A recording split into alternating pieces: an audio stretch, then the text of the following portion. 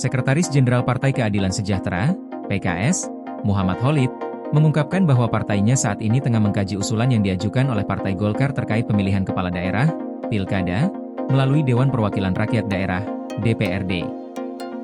Khalid menjelaskan bahwa meskipun pembahasan terkait Pilkada melalui DPRD menjadi perhatian, PKS saat ini masih lebih fokus pada penanganan bencana di wilayah Sumatera yang tengah mengalami dampak serius. Menurut Khalid, usulan tersebut masih dalam tahap kajian dan pihaknya belum mengambil sikap final terkait skema Pilkada yang diajukan oleh Golkar. Kami sedang mengkaji mana yang terbaik untuk masa depan demokrasi kita, apakah Pilkada langsung atau tidak langsung. Kami belum mengambil sikap final, dan kami masih membuka ruang untuk berdialog dan menerima berbagai masukan dari masyarakat, ujar Khalid dalam keterangannya kepada wartawan pada Senin, 22 Desember 2025. Khalid juga menambahkan bahwa masukan terkait Pilkada ini akan diterima dari berbagai kalangan, termasuk organisasi masyarakat, ormas, lembaga swadaya masyarakat, mall, kampus, dan tentunya dari konstituen keluarga besar PKS.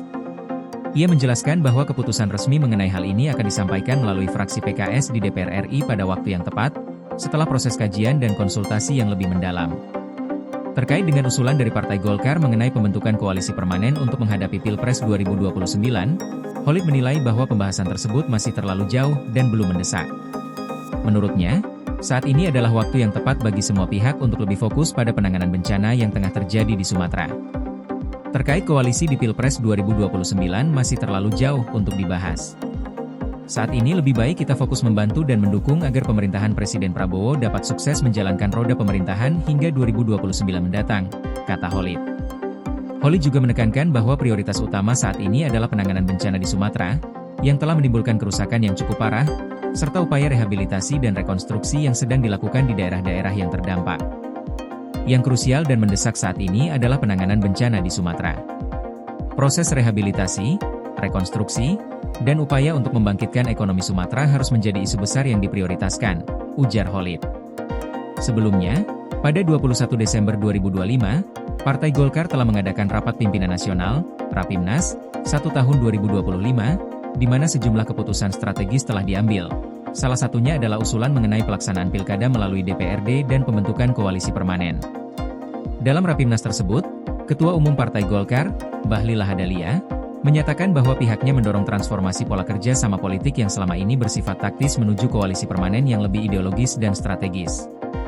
Bahlil menjelaskan bahwa koalisi permanen ini akan dibentuk berdasarkan kesamaan platform politik dan agenda kebijakan yang lebih jelas. Bergabung dalam koalisi permanen berarti bekerja sama secara lebih mendalam dan berkelanjutan. Koalisi ini akan lebih mengutamakan kesamaan visi dan misi dalam memperjuangkan agenda politik jangka panjang, bukan hanya sebatas koalisi elektoral yang bersifat sementara, jelas Bahlil Lahadalia. Bahlil juga menambahkan bahwa Golkar mengusulkan agar Pilkada dilakukan melalui DPRD, dengan tujuan untuk memperkuat keterlibatan publik dalam proses politik.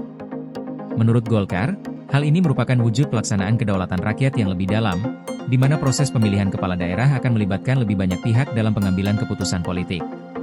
Pilkada melalui DPRD ini akan menitikberatkan pada keterlibatan dan partisipasi publik dalam proses pelaksanaannya, sehingga keputusan yang diambil akan lebih mencerminkan kehendak rakyat, kata Bahlil dalam keterangan tertulisnya.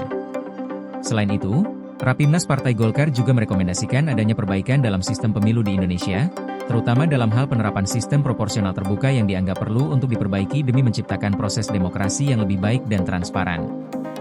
Golkar berharap agar perubahan ini dapat lebih meningkatkan kualitas demokrasi di Indonesia, dan memastikan bahwa setiap suara rakyat dapat dihitung dengan adil dan transparan. Koordinasi PLN dengan TNGL jelang Hari Kesaktian Pancasila, listrik terbangun, alam tetap lestari. Panen perdana garam Aceh. PLN hadirkan energi untuk UMKM di momen menyambut Hari Kesaktian Pancasila.